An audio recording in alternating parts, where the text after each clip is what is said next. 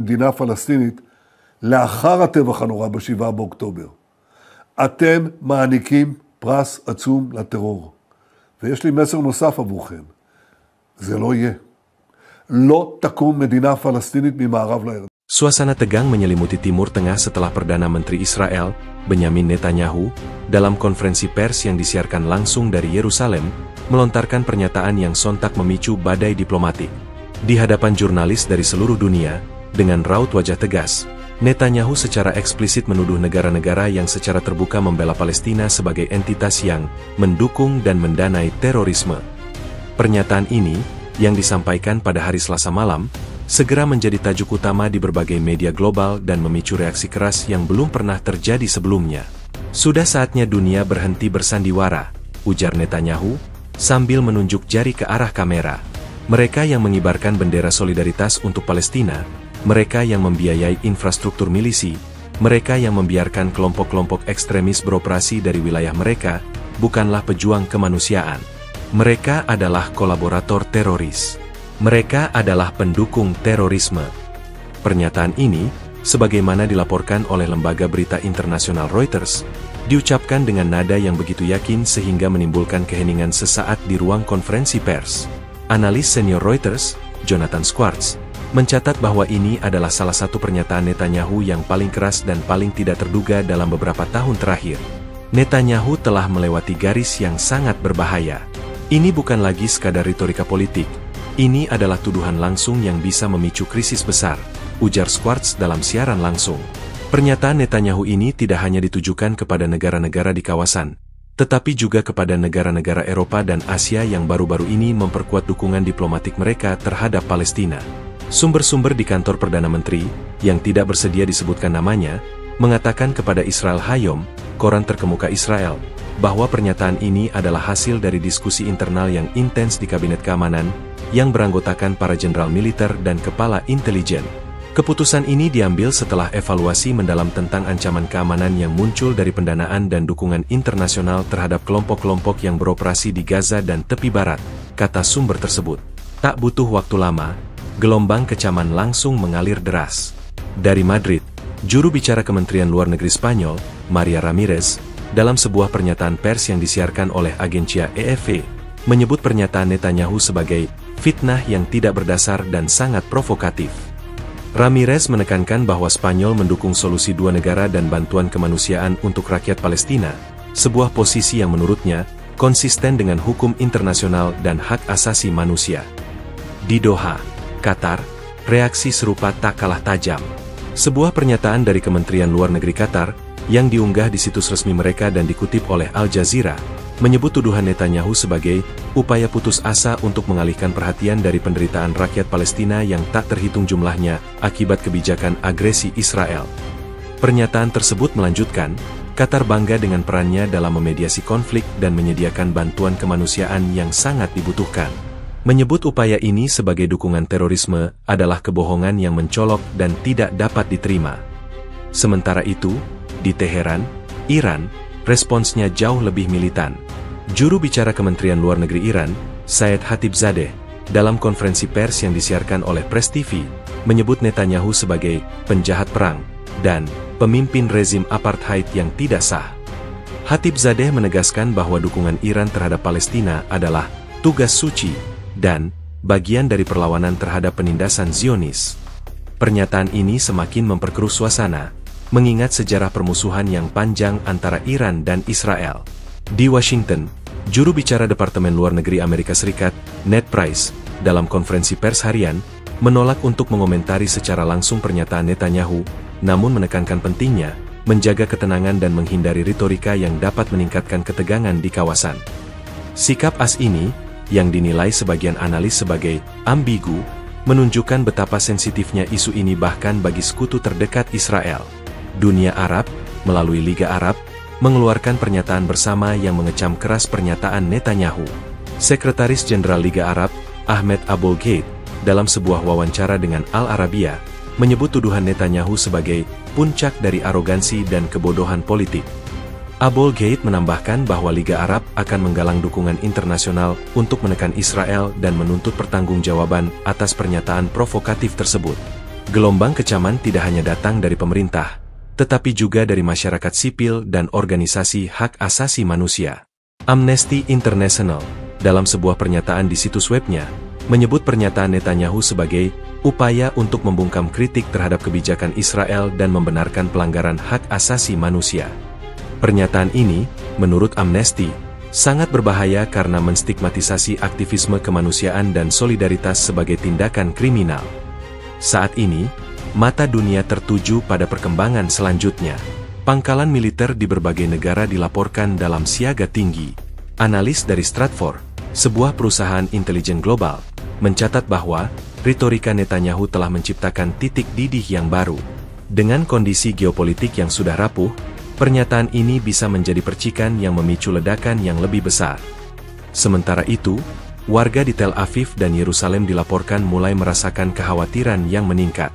"Saya harap ini tidak memburuk," kata seorang warga Yerusalem kepada reporter The Associated Press. "Kami sudah terlalu sering hidup dalam ketegangan." Dengan semua mata tertuju pada 3 negara yang secara langsung disebut dan dikecam oleh Netanyahu, dunia menanti dengan napas tertahan apa langkah balasan yang akan mereka ambil. Situasi ini bukan lagi soal retorika politik, melainkan ujian nyata bagi stabilitas kawasan. Pernyataan provokatif Perdana Menteri Israel, Benyamin Netanyahu, yang menyamakan negara-negara pendukung Palestina dengan pendukung terorisme, tidak hanya memicu badai diplomatik, tetapi juga menyulut respons keras yang tak terduga dari Spanyol, Qatar, dan Iran. Berbeda dengan kecaman verbal yang dilayangkan negara lain, ketiga negara ini memilih untuk merespons dengan cara yang jauh lebih tegas, mengisyaratkan bahwa retorika semacam itu tidak akan ditoleransi. Respons ini, yang mengejutkan banyak pengamat, dengan cepat mengubah krisis diplomatik menjadi krisis keamanan global yang serius. Di Madrid, suasana kantor pemerintahan berubah menjadi tegang.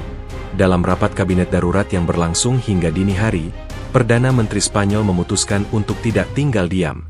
Sebagaimana dilaporkan oleh surat kabar El País, yang mengutip sumber-sumber internal di Istana Moncloa, Spanyol menganggap pernyataan Netanyahu sebagai pelanggaran kedaulatan yang terang-terangan dan serangan langsung terhadap kebijakan luar negeri Spanyol. Juru bicara pemerintah, dalam konferensi pers yang tergesa-gesa pada Rabu pagi, mengumumkan penarikan segera Duta Besar Spanyol dari Tel Aviv untuk konsultasi mendalam. Lebih dari itu, laporan dari agensia AFP menyebutkan bahwa Angkatan Laut Spanyol telah diperintahkan untuk melakukan latihan manuver di Laut Mediterania, yang secara strategis terletak di dekat perbatasan maritim Israel. Langkah ini, meskipun dibingkai sebagai latihan rutin, dipandang oleh para ahli militer sebagai sinyal peringatan keras yang tak bisa diabaikan. Di Doha, Qatar, responsnya bahkan lebih cepat dan taktis. Sebagaimana diberitakan oleh Al Jazeera, pemerintah Qatar segera menanggapi tuduhan Netanyahu dengan pernyataan resmi yang menyebutnya sebagai tuduhan jahat yang bertujuan untuk mendiskreditkan upaya perdamaian di kawasan. Tidak lama setelah pernyataan itu, Angkatan Bersenjata Qatar merilis video singkat melalui akun media sosial resmi mereka yang menunjukkan jet tempur modern dalam kondisi siaga penuh.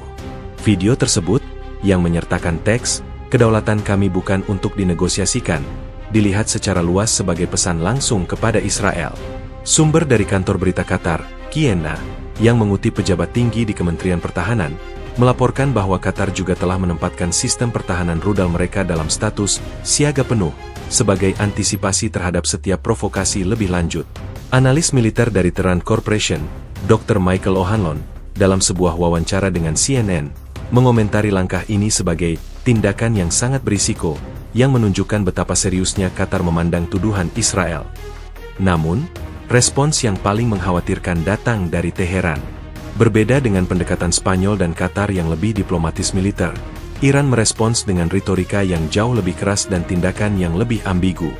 Juru bicara Korps Garda Revolusi Islam, IRGC, Jenderal Ramezan Zarif, dalam sebuah konferensi pers yang disiarkan oleh Press TV, mengutuk pernyataan Netanyahu sebagai tanda-tanda keputusasaan dari sebuah rezim yang akan segera runtuh. Ia berjanji bahwa balasan yang setimpal dan menyakitkan akan diberikan. Analisis dari Institute for the Study of War, ISW, sebuah lembaga think tank di Washington, D.C., melaporkan bahwa intelijen mereka telah mendeteksi pergerakan tidak biasa di pangkalan-pangkalan militer Iran, terutama di sekitar Teluk Persia. Laporan ISW menyebutkan adanya aktivitas yang menunjukkan persiapan untuk peluncuran Meskipun belum jelas apa target atau sifat dari peluncuran tersebut, kekhawatiran global meningkat tajam. PBB, melalui juru bicara Sekretaris Jenderal, mengeluarkan pernyataan yang mengimbau semua pihak untuk menahan diri dan kembali ke meja perundingan. Namun, seruan itu tampaknya diabaikan. Situasi semakin memanas setelah The Jerusalem Post melaporkan, mengutip sumber anonim dari militer Israel, bahwa Israel telah menempatkan unit-unit angkatan bersenjata mereka, termasuk sistem pertahanan udara Iron Dome dan Arrow, dalam status siaga tertinggi. Laporan ini juga menyebutkan bahwa unit kapal selam Israel telah diperintahkan untuk berpatroli di perairan yang lebih dalam, sebagai tindakan pencegahan. Di London, para ahli dari Royal United Services Institute, RUSI, sebuah think tank pertahanan terkemuka, mengadakan konferensi pers mendadak. Mereka menyatakan bahwa eskalasi yang terjadi adalah peristiwa yang sangat berbahaya. Dr. John Smith, seorang ahli strategi pertahanan dari RUSI, menjelaskan kepada BBC News bahwa ada kekhawatiran nyata bahwa salah perhitungan di salah satu pihak bisa memicu konflik yang lebih luas. Retorika yang sangat tajam ini, diikuti dengan mobilisasi militer, menciptakan kondisi yang sempurna untuk eskalasi yang tidak disengaja. Di Washington, Gedung Putih dilaporkan mengadakan serangkaian pertemuan keamanan tingkat tinggi. Juru bicara Dewan Keamanan Nasional AS, dalam sebuah pernyataan singkat, menyatakan bahwa mereka terus memantau situasi dengan cermat, dan melakukan kontak dengan semua pihak yang terlibat untuk meredakan ketegangan. Namun, banyak pengamat merasa bahwa respons AS terlalu lambat dan tidak cukup tegas. Seorang senator AS, yang tidak disebutkan namanya, mengatakan kepada Politico bahwa Amerika Serikat harusnya memimpin upaya deeskalasi, bukan hanya menjadi penonton. Secara keseluruhan, babak baru dalam krisis ini telah dimulai. Jika pernyataan Netanyahu adalah percikan api, maka respons dari Spanyol, Qatar, dan Iran adalah bahan bakar yang siap membakar seluruh kawasan. Dunia kini menahan napas, menanti langkah selanjutnya yang akan diambil, dan berdoa agar ketegangan ini tidak berubah menjadi bencana yang tak terhindarkan. Keheningan malam di Teluk Persia, Laut Mediterania, dan dataran tinggi Iran tiba-tiba terkoyak oleh peristiwa yang akan selamanya mengubah lanskap geopolitik global. Sekitar pukul 3.15 WIB, secara hampir bersamaan, Spanyol, Qatar, dan Iran meluncurkan rudal hipersonik menuju satu target tunggal, pangkalan laut Israel. Masing-masing peluncuran itu, yang dilakukan dengan koordinasi yang tak terduga, mengirimkan gelombang kejut ke seluruh dunia. Tidak ada peringatan sebelumnya, tidak ada ultimatum, hanya respons langsung dan brutal terhadap pernyataan Perdana Menteri Israel, Benyamin Netanyahu, yang memprovokasi. Di lepas pantai Spanyol, sebuah kapal selam kelas S-80 Plus, yang dijuluki Isaac Peral, menembakkan rudal hipersonik yang baru dikembangkan. Menurut laporan eksklusif dari koran harian Spanyol ABC, yang mengutip sumber intelijen militer, rudal tersebut melesat dengan kecepatan Mach 10, hampir 10 kali kecepatan suara. Jejaknya, yang terlihat sebagai garis cahaya putih tipis di langit malam, segera terdeteksi oleh radar NATO, namun waktu reaksi yang sangat minim membuat tidak ada tindakan intervensi yang mungkin dilakukan. Ini adalah demonstrasi kekuatan yang sangat mengejutkan, kata seorang analis militer dari Institut Pertahanan Nasional Spanyol kepada ABC. Kami telah melatih ini, tetapi tidak ada yang menyangka akan benar-benar menggunakannya. Di Qatar, peluncuran dilakukan dari pangkalan darat di dekat Doha. Sebuah rudal hipersonik yang diduga berasal dari teknologi Iran yang telah dimodifikasi, lepas landas dengan suara gemuruh yang memekakan telinga. Laporan dari Al Arabiya menyebutkan bahwa satelit-satelit AS segera mendeteksi peluncuran ini, namun karena kecepatan yang luar biasa, rudal tersebut sudah berada di luar jangkauan untuk dicegat. Rekaman video amatir yang diunggah ke media sosial, meskipun buram, menunjukkan cahaya terang melesat ke langit sebelum menghilang. Sumber dari Kementerian Pertahanan Qatar, yang diwawancarai oleh Al Arabiya, menyatakan bahwa tindakan ini adalah langkah defensif yang diperlukan untuk melindungi kedaulatan dan kehormatan negara dari fitnah dan agresi. Sementara itu, di Iran, peluncuran yang paling mengkhawatirkan datang dari sebuah situs rahasia di kedalaman gurun. Menurut sumber intelijen yang dikutip oleh The New York Times, Iran menggunakan rudal hipersonik Fatah, yang pernah mereka klaim memiliki kemampuan menembus sistem pertahanan udara paling canggih sekalipun. Peluncuran ini, yang dilakukan tanpa peringatan, adalah isyarat bahwa Iran tidak hanya berbicara, tetapi juga bertindak. Ini adalah momen di mana Iran menunjukkan bahwa ancaman mereka bukan sekadar retorika, kata seorang analis senior dari think tank Carnegie Endowment for International Peace kepada The New York Times. Mereka telah menunjukkan kemampuan yang membuat Israel dan Amerika Serikat berpikir ulang tentang strategi mereka.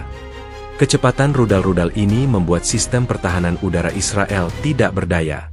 Menurut laporan investigasi dari Israel Hayom, yang mengutip sumber di Angkatan Pertahanan Israel, IDF, sistem radar Israel mendeteksi peluncuran ini, tetapi para operator tidak memiliki waktu yang cukup untuk merespons.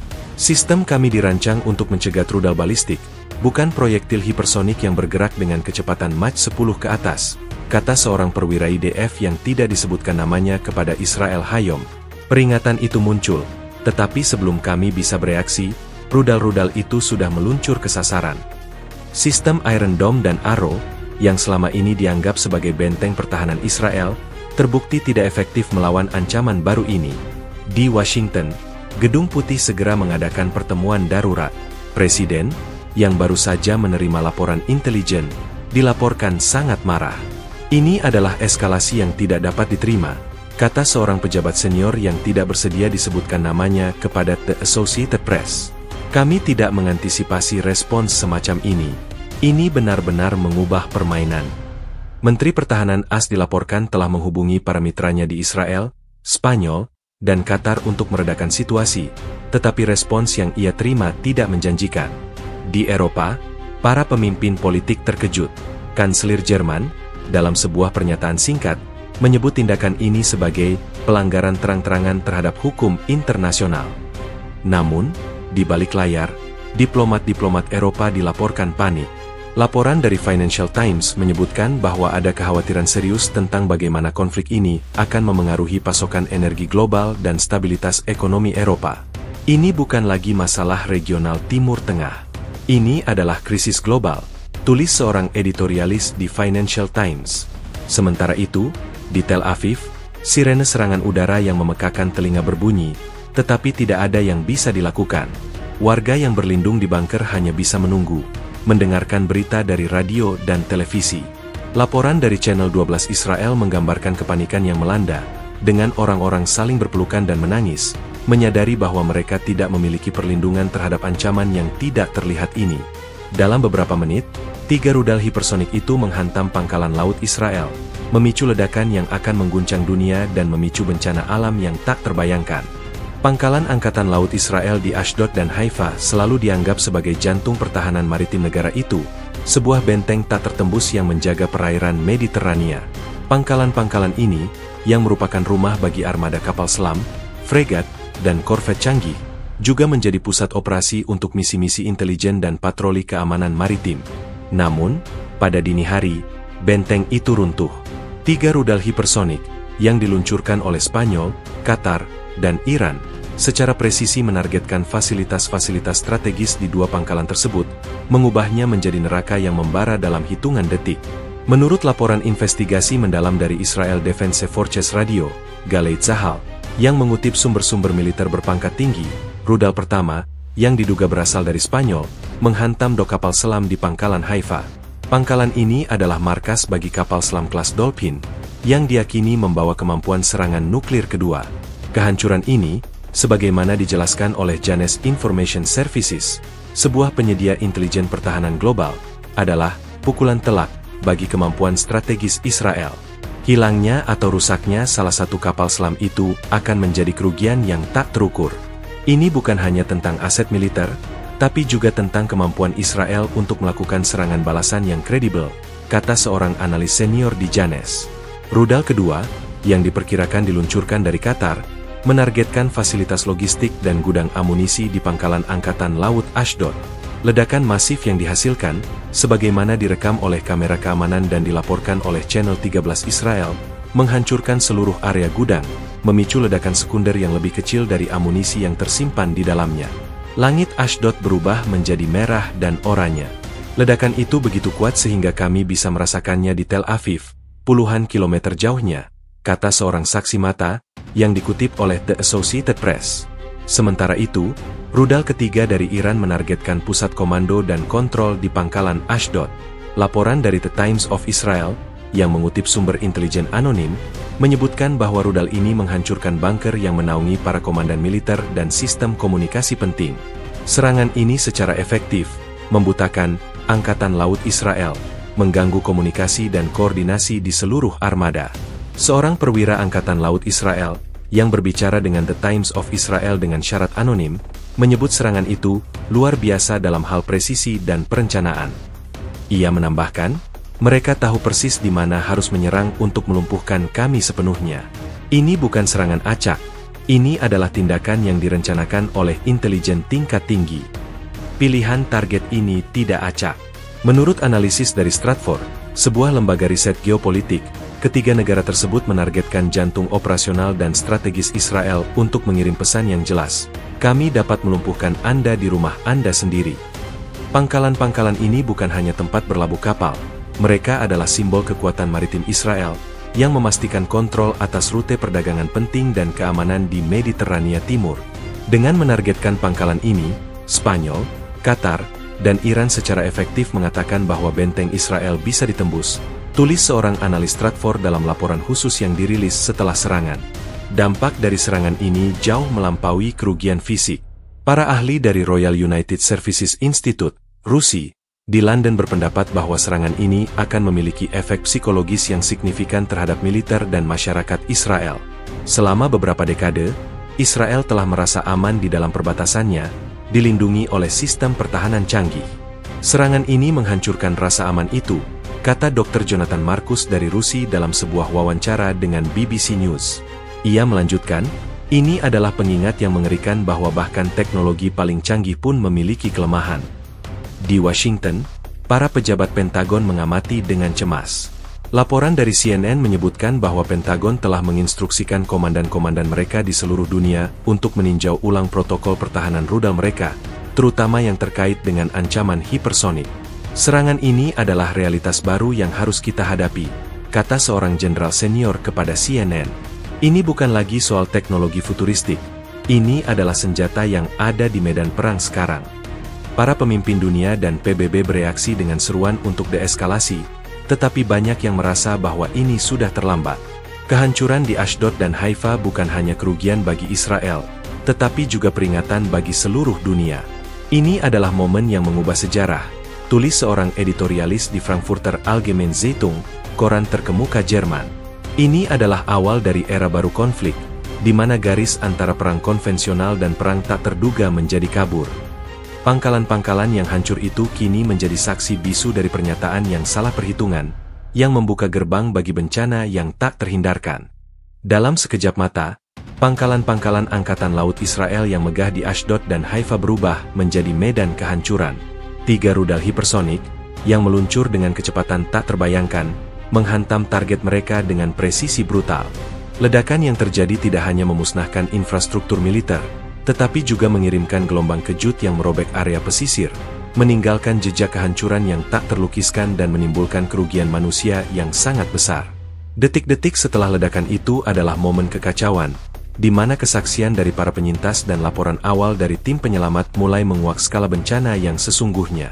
Menurut laporan dari Times of Israel, yang mengutip sumber-sumber dari otoritas darurat, gelombang pertama ledakan terjadi di pangkalan Ashdod.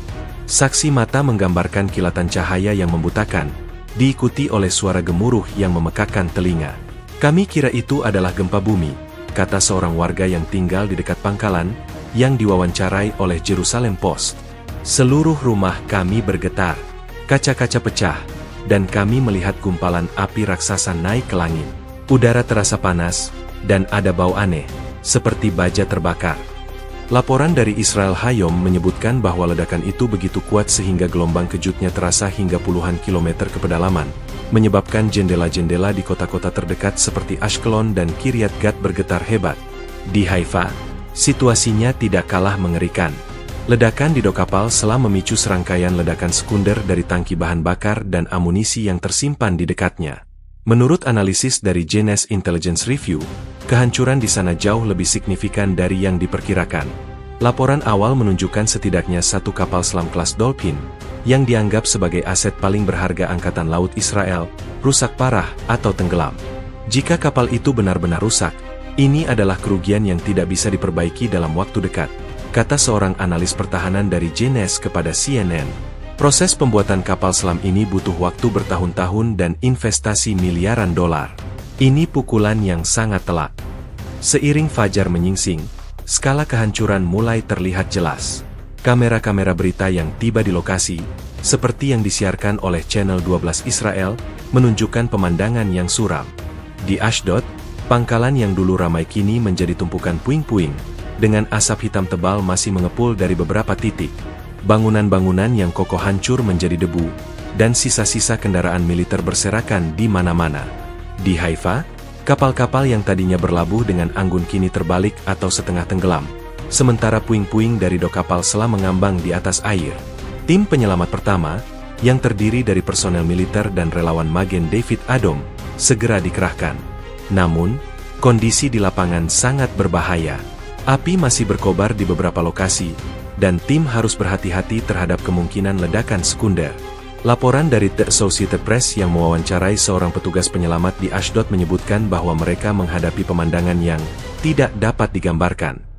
Kami menemukan banyak korban, beberapa di antaranya sudah tidak bernyawa, katanya. Korban luka ada di mana-mana. Ini adalah pemandangan yang tidak pernah saya bayangkan akan saya lihat di sini. Jumlah korban, pada tahap awal ini, masih belum pasti dan terus bertambah. Laporan yang belum dikonfirmasi oleh Reuters menyebutkan bahwa ratusan personel militer dan sipil yang bekerja di pangkalan tersebut hilang atau terluka. Pihak berwenang Israel, dalam pernyataan yang singkat dan tergesa-gesa, mengimbau publik untuk tetap tenang dan menjanjikan laporan yang lebih rinci setelah semua informasi terkumpul.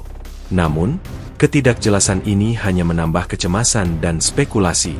Di Tel Aviv, pusat kota yang biasanya sibuk, kini diliputi suasana yang mencekam.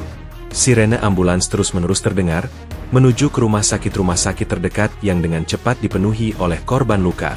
Media sosial dibanjiri dengan postingan tentang ledakan tersebut, dengan banyak orang berusaha mencari kabar tentang teman atau keluarga mereka yang bekerja di pangkalan-pangkalan tersebut. Seorang warga Tel Aviv yang diwawancarai oleh BBC News mengatakan, "Kami semua merasa tidak berdaya. Kami merasa aman di sini, tapi sekarang, siapa yang tahu apa yang akan terjadi selanjutnya?" Kerugian material juga sangat besar. Analisis awal dari lembaga riset His Market memperkirakan kerugian ekonomi dari kehancuran ini mencapai miliaran dolar. Dampak jangka panjangnya akan sangat terasa, kata seorang ekonom dari His Market dalam laporannya. Ini bukan hanya tentang aset yang hancur, tetapi juga tentang kepercayaan investor yang terguncang dan disrupsi rantai pasokan. Efek dominonya akan terasa di seluruh ekonomi Israel. Situasi ini bukan lagi sekadar krisis militer, tetapi telah berkembang menjadi bencana kemanusiaan dan ekonomi yang mendalam. Di tengah puing-puing, tim penyelamat terus bekerja tanpa lelah, mencari korban yang masih hidup di bawah reruntuhan. Sementara itu, dunia menyaksikan dengan napas tertahan, menyadari bahwa peristiwa ini hanyalah awal dari dampak yang lebih besar dan tak terhindarkan, gelombang tsunami yang akan segera datang. Di balik kehancuran yang terjadi di daratan, sebuah bencana yang jauh lebih besar sedang terbentuk di bawah permukaan laut. Ledakan dahsyat yang menghancurkan pangkalan Angkatan Laut Israel di Ashdod dan Haifa bukan hanya menciptakan api dan puing-puing, tetapi juga menggerakkan sejumlah besar air. Menurut para ahli geofisika dan oseanografi, kombinasi dari ledakan bawah laut dan keruntuhan infrastruktur masif di pesisir telah memicu gelombang raksasa yang tidak terduga, yang kini bergerak dengan kecepatan mematikan menuju daratan. Para ilmuwan yang memantau fenomena ini dengan napas tertahan memperingatkan bahwa gelombang ini akan menjadi tsunami pertama yang disebabkan oleh tangan manusia. Sesaat setelah rudal-rudal hipersonik menghantam, laporan dari sistem pemantauan gempa bumi dari Institut Geofisika Israel menunjukkan adanya anomali seismik yang signifikan di lepas pantai. Kami melihat lonjakan energi yang sangat besar, setara dengan gempa berkekuatan 6,5 skala Richter, kata Dr. Eyal Ben Yosef, seorang ahli seismologi senior di institut tersebut, dalam wawancara dengan Haaretz. Namun, itu bukan gempa tektonik. Energi itu berasal dari ledakan, dan itu menggeser sejumlah besar sedimen dan air di dasar laut. Ini adalah mekanisme yang sama persis yang menciptakan tsunami, hanya saja pemicunya adalah buatan manusia, bukan pergerakan lempeng. Simulasi komputer yang segera dijalankan oleh Pusat Peringatan Tsunami Laut Tengah, CENMED, di Roma mengonfirmasi kekhawatiran ini. Laporan awal yang dirilis oleh CNMET, yang dikutip oleh Agence France-Presse, AFP, menunjukkan bahwa ledakan di dua lokasi terpisah telah menciptakan gelombang yang menyatu, membentuk gelombang tunggal yang jauh lebih besar dan kuat. Kedua gelombang itu, satu dari Ashdod dan satu lagi dari Haifa, berinteraksi satu sama lain dalam pola konstruktif, jelas Dr. Giovanni Russo, seorang ahli oseanografi di CNMET. Ini seperti dua riak di kolam yang bertemu dan menciptakan riak yang lebih besar. Perhitungan awal kami menunjukkan bahwa gelombang ini bisa mencapai ketinggian yang sangat berbahaya saat mencapai pantai. Laporan dari The Washington Post, yang mengutip sumber intelijen Amerika Serikat, juga mengonfirmasi adanya ledakan yang terjadi di bawah air. Sumber tersebut menyatakan bahwa rudal-rudal hipersonik tersebut diduga memiliki hulu ledak yang dirancang untuk meledak di kedalaman tertentu untuk memaksimalkan kehancuran di pangkalan maritim. Tujuan dari ledakan bawah laut ini adalah untuk menghancurkan kapal-kapal yang terendam dan infrastruktur bawah air, tetapi dampaknya menciptakan efek samping yang tak terduga, kata sumber tersebut. Gelombang kejutnya langsung mendorong massa air ke atas, menciptakan gelombang yang bergerak ke arah pantai. Kekhawatiran global meningkat saat berita ini menyebar. Organisasi Meteorologi Dunia, WMO, dan Komisi Oseanografi Antar Pemerintah, IOC, dari UNESCO mengeluarkan peringatan bersama yang tidak biasa. Mereka menyerukan semua negara di pesisir Mediterania untuk mengaktifkan protokol darurat tsunami mereka, meskipun mereka menekankan bahwa ancaman terbesar adalah untuk Israel dan wilayah pesisir terdekat. Meskipun skala gelombang akan berkurang seiring dengan jarak tempuh, negara-negara di Mediterania Timur, termasuk Lebanon, Siprus, dan Mesir, harus tetap waspada, kata seorang juru bicara WMO dalam konferensi pers yang disiarkan oleh BBC News. Di Israel sendiri, kekacauan yang terjadi di lapangan menghambat upaya untuk menyebarkan peringatan. Sirene serangan udara telah dibunyikan dan berhenti, tetapi tidak ada sistem peringatan tsunami yang diaktifkan karena peristiwa semacam itu belum pernah terjadi sebelumnya. Laporan dari Channel 13 Israel menyebutkan bahwa pihak berwenang bergegas untuk mengeluarkan peringatan melalui media massa dan pesan singkat, tetapi banyak orang di wilayah pesisir yang masih syok dan belum menyadari bahaya yang akan datang. Kami mencoba menghubungi semua orang, tetapi sistem komunikasi kami kewalahan, kata seorang juru bicara polisi Israel yang berbicara dengan Channel 13. Ini adalah bencana dalam bencana.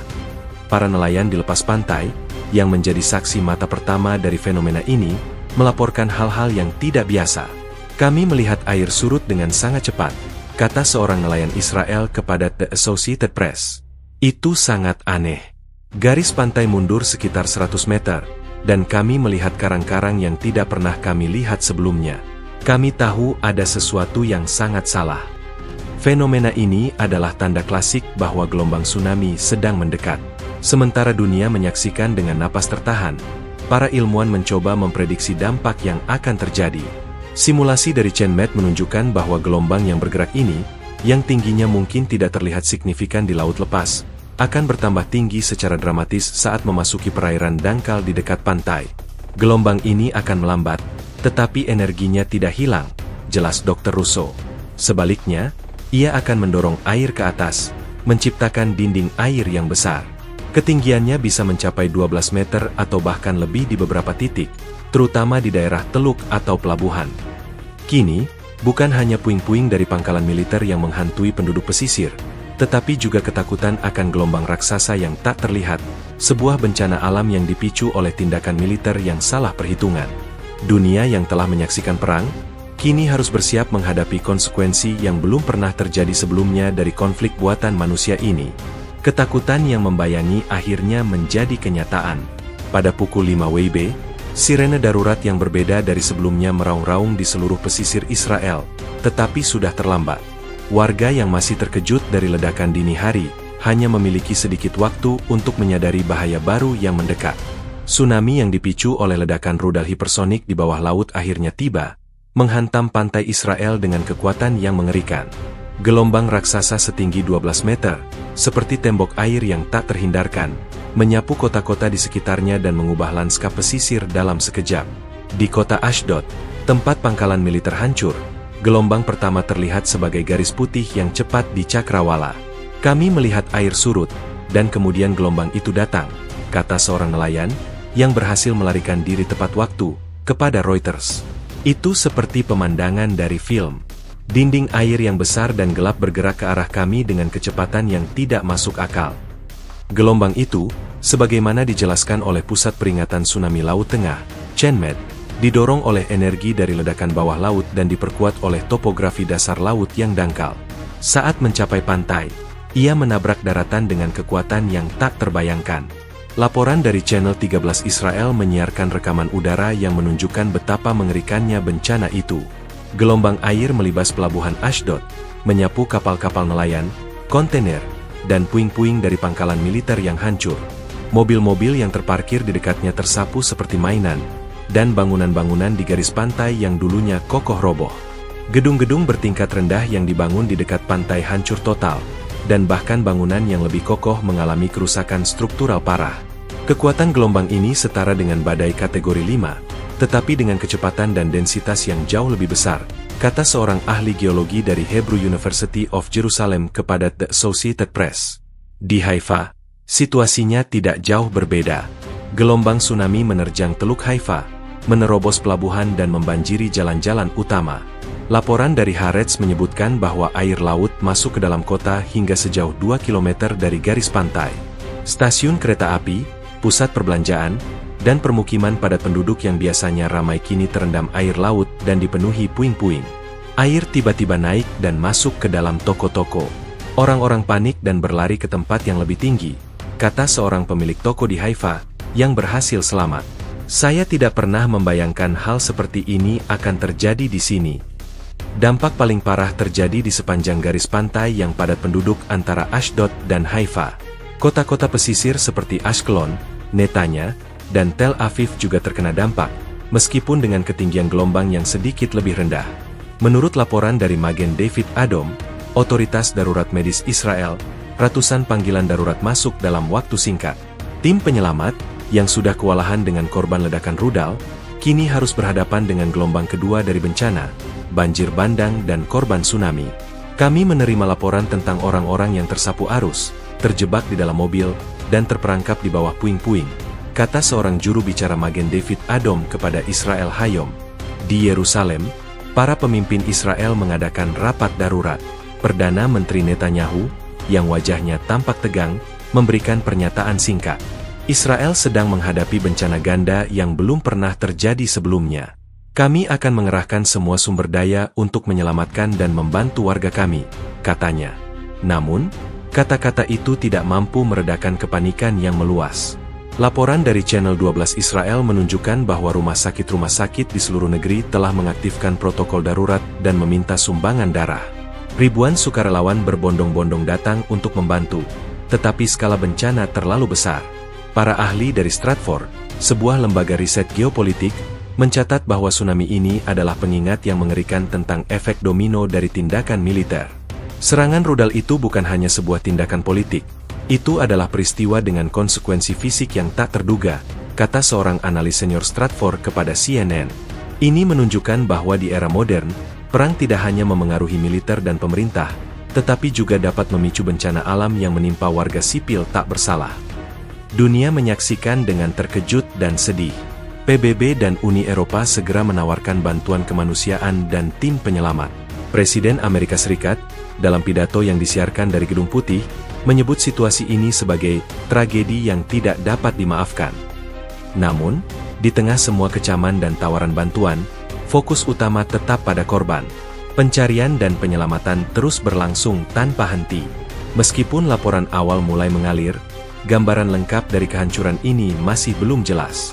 Namun, satu hal sudah pasti, gelombang tsunami setinggi 12 meter ini tidak hanya menghancurkan kota-kota, tetapi juga menghancurkan rasa aman dan ketenangan yang telah lama dipegang oleh penduduk Israel. Mereka kini menghadapi realitas baru di mana ancaman tidak hanya datang dari langit, tetapi juga dari laut yang seharusnya membawa kedamaian. Ini adalah bencana yang menandai era baru, di mana tindakan manusia dapat memicu kemarahan alam. Fajar yang seharusnya membawa harapan kini menyingsing di atas tumpukan puing-puing, genangan air laut, dan cerita-cerita mengerikan. Kota-kota pesisir Israel, dari Ashdod hingga Haifa, kini menjadi zona bencana. Tsunami setinggi 12 meter yang menghantam mereka tidak hanya menghancurkan infrastruktur vital, tetapi juga menelan nyawa ribuan warga sipil yang tidak siap menghadapi kengerian ini. Upaya penyelamatan yang dilakukan oleh otoritas darurat, militer, dan relawan menghadapi tantangan yang luar biasa, berjuang melawan waktu untuk menemukan korban selamat di tengah-tengah kekacauan. Menurut laporan dari Magen David Adom, layanan medis darurat Israel, jumlah korban tewas dan luka-luka diperkirakan akan terus meningkat secara dramatis. Ini adalah pemandangan paling mengerikan yang pernah saya lihat. Kami menemukan korban di jalan-jalan, di dalam rumah yang hancur, dan terjebak di bawah puing-puing, kata seorang juru bicara Magen David Adom kepada Israel Hayom, yang menyebut skala bencana ini sebagai bencana terburuk dalam sejarah Israel. Laporan awal dari otoritas mencatat bahwa ribuan orang hilang. Banyak dari mereka mungkin tersapu ke laut oleh arus tsunami yang kuat. Di Ashkelon, sebuah kota pesisir yang biasanya ramai, kerusakan mencapai tingkat yang belum pernah terjadi. Laporan dari Channel 13 Israel menyiarkan rekaman dramatis yang menunjukkan seluruh blok apartemen yang berada di dekat pantai hancur total, hanya menyisakan kerangka beton yang tak berbentuk. Mobil-mobil dan kendaraan lain bertumpuk di jalan-jalan, terbalik dan ringsek seperti kaleng bekas. Gelombang itu datang begitu cepat.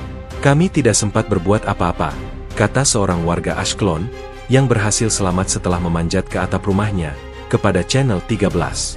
Saya melihat tetangga saya, yang sedang berjalan di jalan, tersapu arus dan menghilang. Saya tidak tahu apakah dia selamat. Kota-kota lain seperti Netanya dan Herzliya juga mengalami kerusakan parah. Laporan dari The Associated Press mencatat bahwa banyak hotel, restoran, dan toko-toko di sepanjang pantai hancur, memukul telak industri pariwisata yang merupakan sumber pendapatan penting bagi ekonomi lokal. Infrastruktur listrik, air, dan komunikasi terputus di banyak wilayah, menambah penderitaan para penyintas dan menghambat upaya penyelamatan. Seluruh sistem kami runtuh, kata seorang pejabat dari perusahaan listrik Israel kepada The Associated Press. Kami berjuang untuk mengembalikan daya, tetapi banyak stasiun gardu induk yang terendam atau hancur. Korban sipil juga termasuk anak-anak. Laporan dari UNICEF, yang segera mengeluarkan pernyataan, menyatakan keprihatinan mendalam atas nasib anak-anak yang berada di daerah yang terkena dampak. Kami menerima laporan tentang sekolah-sekolah dan taman kanak-kanak yang terendam atau rusak parah, kata seorang juru bicara UNICEF kepada BBC News. Ini adalah tragedi yang tak terbayangkan.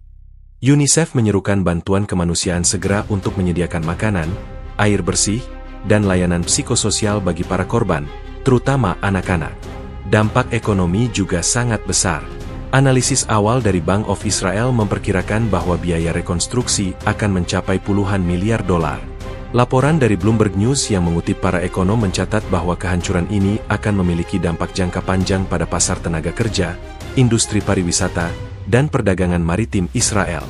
Ini bukan hanya tentang biaya rekonstruksi, tetapi juga tentang kepercayaan global terhadap Israel sebagai tempat yang aman untuk berinvestasi dan berdagang, kata seorang ekonom yang diwawancarai oleh Bloomberg. Di tengah-tengah kehancuran, cerita-cerita heroik juga muncul. Laporan dari Yediot Aharonot, sebuah surat kabar Israel, menyoroti tindakan heroik dari para relawan dan petugas penyelamat yang bekerja tanpa lelah. Seorang anggota tim penyelamat, yang diwawancarai oleh surat kabar itu, menceritakan bagaimana ia dan timnya berhasil menyelamatkan sebuah keluarga yang terjebak di lantai atas sebuah gedung yang setengah hancur. Kami harus merangkak melewati puing-puing dan air yang masih menggenang. Itu berbahaya, tapi kami tidak bisa menyerah, katanya. Kisah-kisah ini, meskipun memberikan secercah harapan, tidak mampu menutupi kenyataan suram dari skala kehancuran yang terjadi. Pada saat ini, fokus utama adalah pada pencarian korban yang masih hidup. Tim penyelamat, yang dibantu oleh Angkatan Pertahanan Israel, IDF, terus menyisir puing-puing. Ribuan personel militer dikerahkan untuk membantu, menggunakan peralatan berat dan anjing pelacak. Namun, dengan banyaknya area yang masih tergenang dan tidak stabil, prosesnya berjalan lambat dan berbahaya. Dunia menyaksikan dengan terkejut. PBB mengadakan rapat darurat untuk membahas situasi ini, dan banyak negara, termasuk Amerika Serikat dan negara-negara Eropa, segera menawarkan bantuan kemanusiaan. Namun, ada juga kebingungan dan kemarahan. Bagaimana ini bisa terjadi? Bagaimana tindakan militer bisa menyebabkan bencana alam seperti ini? Tanya seorang senator AS yang diwawancarai oleh Fox News. Pertanyaan ini mencerminkan perasaan banyak orang di seluruh dunia. Di tengah semua itu, para korban harus menghadapi kenyataan pahit. Mereka tidak hanya kehilangan rumah dan harta benda, tetapi juga orang-orang yang mereka cintai. Ini adalah tragedi yang akan membekas dalam ingatan kolektif bangsa Israel selama bertahun-tahun yang akan datang, dan menjadi pelajaran yang mahal tentang konsekuensi yang tidak terduga dari perang modern. Di tengah keputusasaan yang melanda, sebuah gelombang solidaritas dan respons kemanusiaan yang masif mulai terbentuk. Pemerintah Israel, Angkatan Pertahanan Israel, IDF, dan berbagai organisasi relawan nasional dan internasional segera mengaktifkan protokol darurat terbesar dalam sejarah negara itu. Operasi penyelamatan dan bantuan, yang menghadapi tantangan luar biasa akibat kehancuran infrastruktur, berpacu dengan waktu untuk menyelamatkan korban yang masih terjebak dan menyediakan bantuan mendesak bagi ribuan penyintas. Menurut laporan dari Magen David Adom, Otoritas Medis Darurat Nasional, ratusan tim paramedis, dokter, dan relawan dikerahkan ke zona bencana. Kami bekerja tanpa henti. Tim kami tidak hanya menyelamatkan korban, tetapi juga memberikan pertolongan pertama di tempat kejadian karena banyak rumah sakit di daerah pesisir yang juga terkena dampak, kata Eli Bin, Direktur Jenderal Magen David Adom, dalam konferensi pers yang disiarkan oleh Channel 12 Israel. Ia menambahkan bahwa mereka telah menerima bantuan dari unit-unit militer yang dilengkapi dengan ambulans, helikopter, dan peralatan medis lapangan. Koordinasi dengan IDF sangat penting. Kami menggunakan semua aset yang tersedia untuk menjangkau setiap korban. IDF, dalam sebuah pernyataan resmi yang dirilis oleh juru bicara mereka dan dikutip oleh Israel Hayom, mengumumkan bahwa seluruh unit non-tempur telah dialihkan untuk fokus pada operasi penyelamatan dan bantuan kemanusiaan. Unit-unit logistik dan teknik dikerahkan untuk membersihkan puing-puing, sementara unit komunikasi militer bekerja untuk membangun kembali jaringan komunikasi yang terputus di beberapa daerah. Prioritas utama kami saat ini adalah menyelamatkan nyawa dan menstabilkan situasi, kata seorang perwira senior IDF yang diwawancarai oleh The Associated Press. Kami telah menyiapkan posko-posko medis lapangan di stadion dan area terbuka, di mana para dokter militer dan sipil bekerja sama untuk merawat korban. Di samping upaya pemerintah dan militer, inisiatif bantuan dari masyarakat sipil juga sangat menonjol. Ribuan relawan dari seluruh Israel, seperti yang dilaporkan oleh Yediot Aharonot, berbondong-bondong menuju ke daerah yang terkena dampak, membawa makanan, pakaian, dan pasokan dasar. Kami hanya ingin membantu. Kami tidak bisa hanya duduk diam dan menonton di televisi, kata seorang relawan dari Tel Aviv yang mengendarai truk kecil berisi air minum dan selimut. Semua orang membantu semua orang. Ini adalah momen di mana bangsa kita bersatu. Organisasi-organisasi non-pemerintah seperti Israel dan Zaka juga memainkan peran penting, mengirimkan tim terlatih untuk pencarian dan penyelamatan. Bantuan internasional juga mulai mengalir. Amerika Serikat, melalui Badan Pembangunan Internasionalnya, USAID, segera mengumumkan pengiriman tim pencarian dan penyelamatan urban serta pasokan medis darurat. Presiden AS, dalam pidato yang disiarkan oleh CNN, berjanji bahwa Washington akan memberikan dukungan penuh kepada Israel dalam menghadapi tragedi ini. Uni Eropa dan beberapa negara anggota, seperti Jerman dan Prancis, juga menawarkan bantuan, mengirimkan tim ahli dan peralatan khusus. Laporan dari Agence France Presse, AFP, mencatat bahwa PBB, melalui Kantor Koordinasi Urusan Kemanusiaan, OCHA, telah mendirikan pusat koordinasi di Jenewa untuk menyalurkan bantuan internasional dengan lebih efisien. Di sisi lain, respons dari Spanyol, Qatar, dan Iran, meskipun mereka adalah pelaku serangan, adalah nol. Tidak ada tawaran bantuan dari mereka.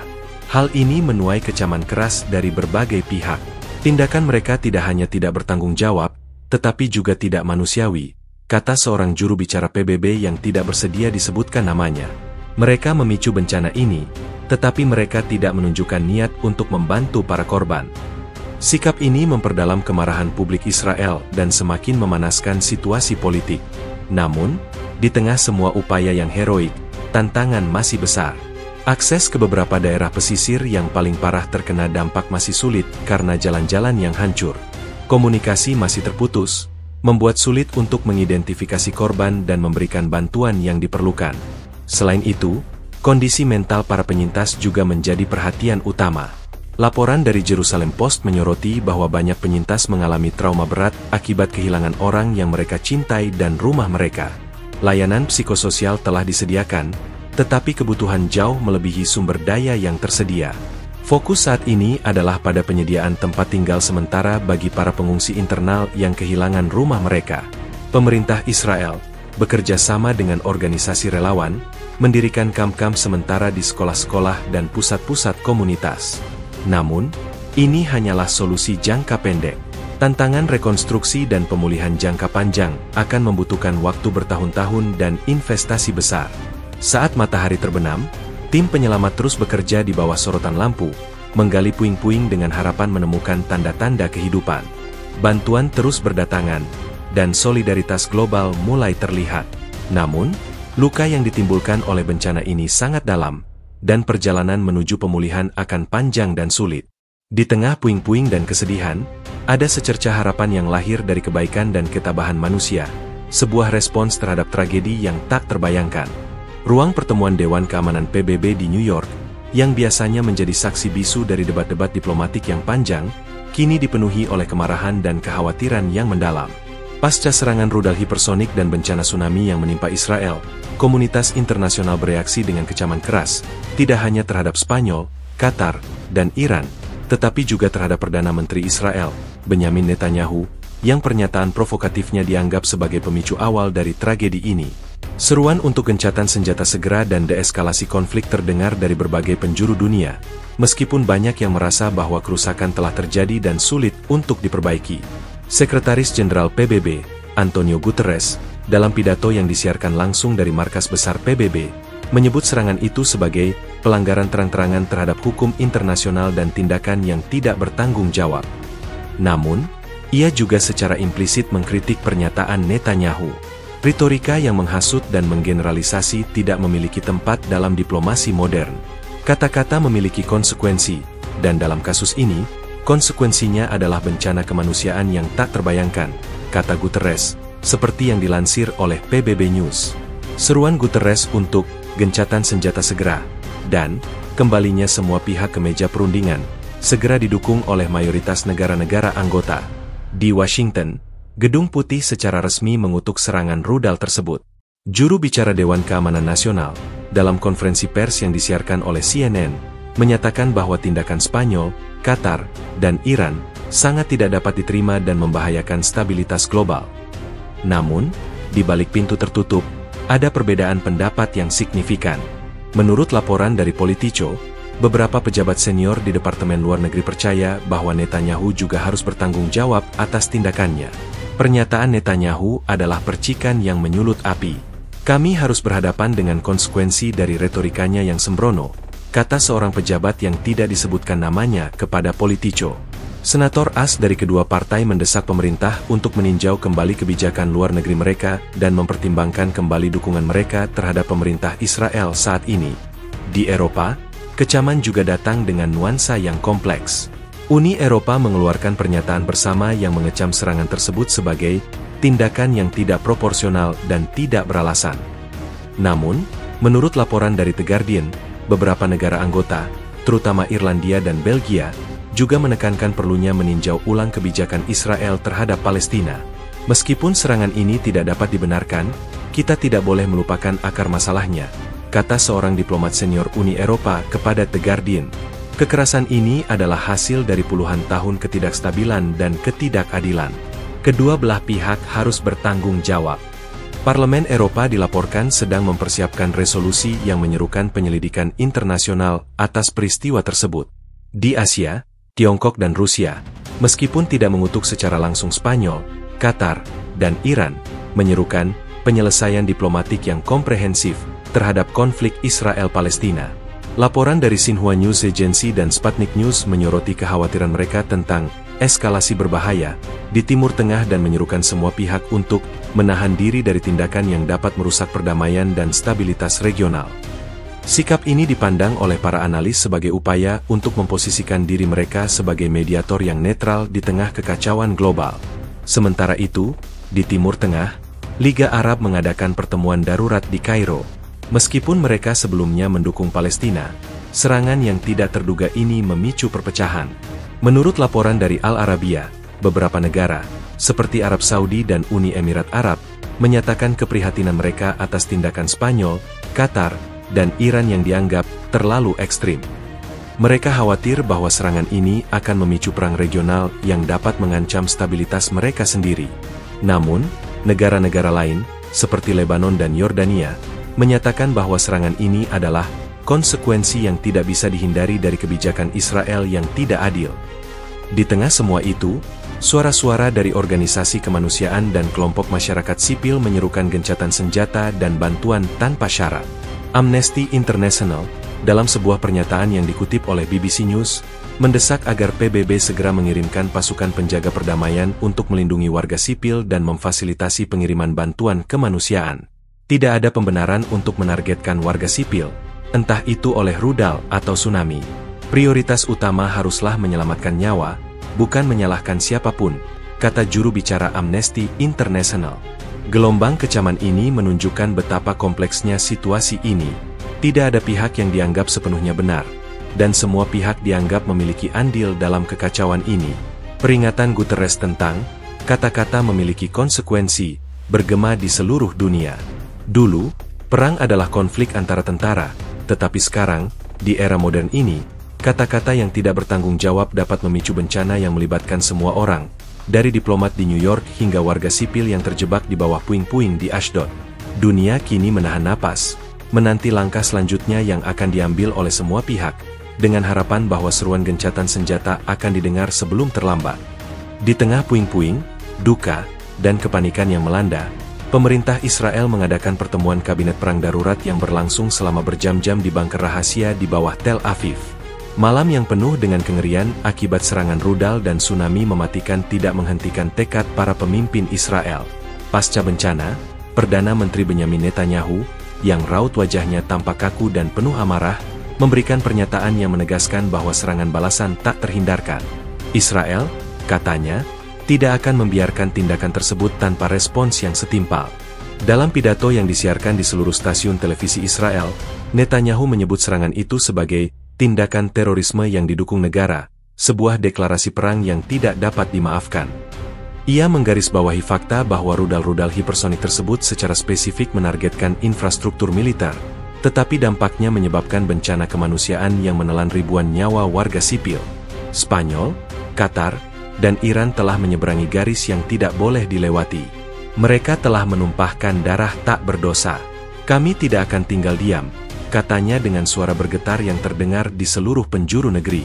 Sikap Israel ini segera didukung oleh para pemimpin militer. Kepala Staf Angkatan Pertahanan Israel, IDF, Mayor Jenderal Aviv Kohavi, dalam konferensi pers yang disiarkan oleh Channel 12 Israel, menyatakan bahwa IDF telah diberikan instruksi untuk mempersiapkan respons yang paling komprehensif dan paling kuat yang pernah dilakukan Israel. Ia tidak memberikan rincian tentang target yang akan diserang, tetapi para analis militer percaya bahwa Iran akan menjadi sasaran utama. Setiap pangkalan militer, fasilitas nuklir, dan pusat komando yang terkait dengan peluncuran rudal ini akan kami jadikan target sah, kata seorang sumber militer yang tidak bersedia disebutkan namanya kepada Israel Hayom. Respons ini bukan hanya soal militer, tetapi juga diplomasi. Menteri Luar Negeri Israel, Gabi Ashkenazi, dalam sebuah wawancara dengan The Associated Press, menuntut komunitas internasional untuk mengutuk dengan tegas Spanyol, Qatar, dan Iran. Ia menuduh PBB gagal melindungi Israel, dan terlalu lambat untuk bertindak. Dunia harus memilih. Apakah mereka mendukung terorisme atau berdiri bersama kami, korban yang tidak bersalah, kata Ashkenazi. Pernyataan ini menunjukkan bahwa Israel akan menggunakan semua cara yang mungkin untuk mengisolasi ketiga negara tersebut di panggung internasional. Di Washington, Gedung Putih segera menanggapi. Meskipun AS telah mengutuk serangan rudal tersebut, ada kekhawatiran yang mendalam tentang potensi serangan balasan Israel yang dapat memicu perang regional yang lebih besar. Menurut laporan dari CNN, Presiden AS telah menghubungi Netanyahu secara pribadi untuk mendesak penahanan diri. Kami mendukung hak Israel untuk membela diri, tetapi kami juga harus memastikan bahwa konflik ini tidak meluas, kata seorang pejabat senior Gedung Putih kepada CNN. Risiko perang total di Timur Tengah belum pernah setinggi ini. Namun, laporan dari The Wall Street Journal menunjukkan bahwa di Israel, sentimen publik sangat mendukung respons militer yang kuat. Warga yang trauma dan marah atas hilangnya orang-orang terkasih dan kehancuran rumah mereka menuntut keadilan. Mereka menghancurkan segalanya. Mereka harus membayar mahal, kata seorang warga Ashkelon yang selamat dari tsunami, yang diwawancarai oleh Yediot Aharonot. Sentimen ini membuat pemerintah Israel berada di bawah tekanan besar untuk bertindak cepat dan tegas. Para analis geopolitik dari Stratfor mencatat bahwa pilihan target Israel akan sangat krusial. Jika Israel menyerang Iran, itu akan memicu konflik langsung yang akan melibatkan seluruh kawasan, kata seorang analis senior Stratfor. Namun, jika mereka hanya menyerang target-target di Spanyol atau Qatar, itu akan dianggap sebagai eskalasi yang tidak terduga dan bisa mengubah dinamika aliansi global. Laporan Stratfor menunjukkan bahwa Iran, sebagai musuh bebuyutan Israel dan pemasok teknologi rudal, kemungkinan besar akan menjadi target utama. Tentu saja, ada suara-suara di Israel yang menyerukan penahanan diri. Kelompok-kelompok perdamaian dan beberapa politisi oposisi mendesak pemerintah untuk mempertimbangkan konsekuensi dari serangan balasan. Kita tidak bisa menyelesaikan masalah ini dengan kekerasan. Kita harus kembali ke diplomasi, kata seorang anggota parlemen dari partai oposisi yang diwawancarai oleh Haaretz. Namun, suara-suara ini tenggelam dalam lautan kemarahan dan tuntutan untuk balas dendam. Sementara itu, dunia menunggu dengan napas tertahan.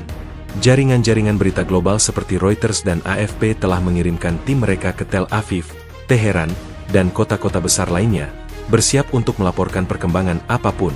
Ancaman dari Iran untuk membalas setiap serangan dari Israel juga menambah ketegangan. Jika Israel berani menyerang wilayah kami akan menargetkan jantung rezim Zionis, kata seorang jenderal dari Korps Garda Revolusi Islam, IRGC, yang diwawancarai oleh Press TV. Di tengah semua itu, tidak ada yang tahu pasti apa yang akan terjadi selanjutnya. Api kemarahan telah menyala, dan kata-kata telah diucapkan. Ancaman balasan dari Israel bukan lagi sekadar retorika, melainkan sebuah rencana yang sedang disusun dengan cermat. Dunia telah menyaksikan bagaimana kata-kata dapat memicu bencana, dan kini, mereka harus bersiap untuk menyaksikan bagaimana bencana itu akan memicu perang. Ini adalah babak baru yang mengerikan dalam sejarah konflik modern.